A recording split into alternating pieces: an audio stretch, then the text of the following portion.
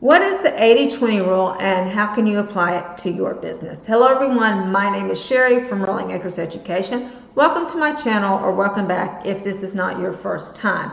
And the 80-20 rule simply says that 80% of your output comes from 20% of your input, meaning 80% of what you accomplish comes from 20% of what you do trying to accomplish that.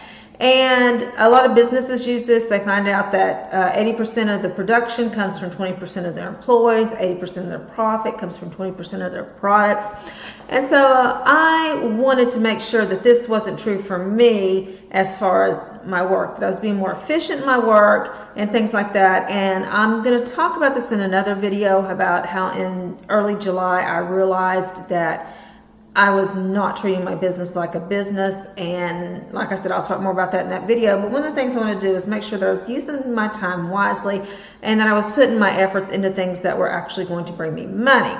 And so I'm also a big habits and routine person, and so I was kind of hearing about this 80-20 rule, which I'd heard before, but some books I was reading was bringing it up again. So I thought, you know what, I'm going to do a little experiment and see how it turns out. And so what I did was I wanted to see if 80% of my income came from 20% of my products. So what I did was I took my income from that income video that I did here a while back. I'll link it below.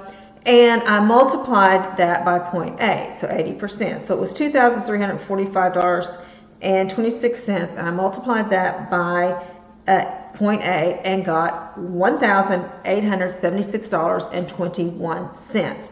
That was 80% of my income at that time.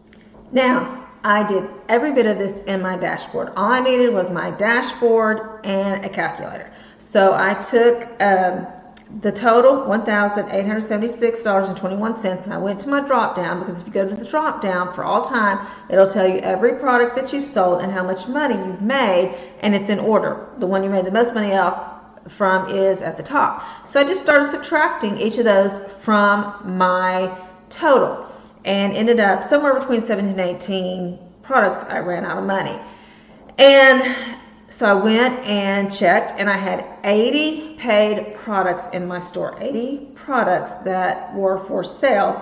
And so I divided 17.5 by 80 and came up with 0.21875, which if you turn that into a percent, it is 21.875, or around 22%. And I thought, whoa, I really kind of didn't expect that to happen. I just was doing this kind of for fun and wanted to see, and I was like, wow.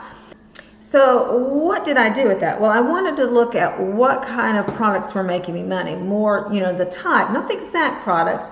And you can kind of look at that, but I had like a science subplan that I just uploaded, and of course it wasn't going to be up there. And so I went down that list, and there was a little bit of a surprise. My number one was my holiday resources for middle school and high school, and then second were my science subplans. But also in there were my 3rd, 4th, and 5th grade resources, and actually some of those were above my high school resources.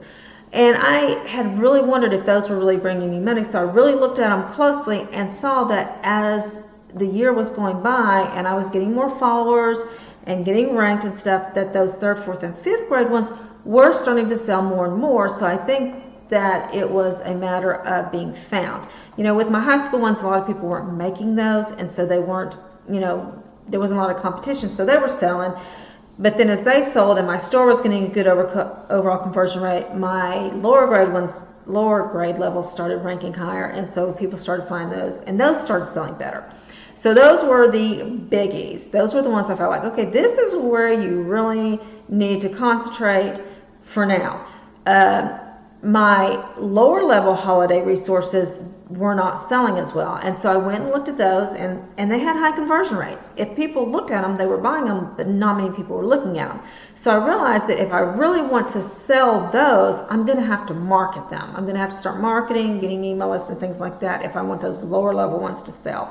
And so since I'm not marketing right now, I decided, okay, where you need to be spending your time is on holiday resources for 3rd grade up and your science subplans. And so that's how that was helpful to me. There were several other types of products that I was selling that I was like, you know what, probably just need to not worry about those anymore. This is where I need to focus. And so that's one of the things I did during July, was to learn what products should I be focused on making and spending my time on, because these other ones, I'm putting time into them and they're not selling. But I enjoy doing them and I'd like to see them sell. So when I start marketing, then I might go back and start making some more of those. So that was basically what I did with that. Now, so I thought that was fun. If you want to try it, just multiply your total income by 80%, 0.8, and then start subtracting those top sellers. And I'm interested if this works for other people. I'm sure how long you've been in selling and how many products you have, and all those things are going to affect it. But I just thought it was really cool that it worked. I was like, whoa, this actually worked out. And so anyway, just remember, you've got this, God's got you, and I'll see you in the next video. Bye-bye.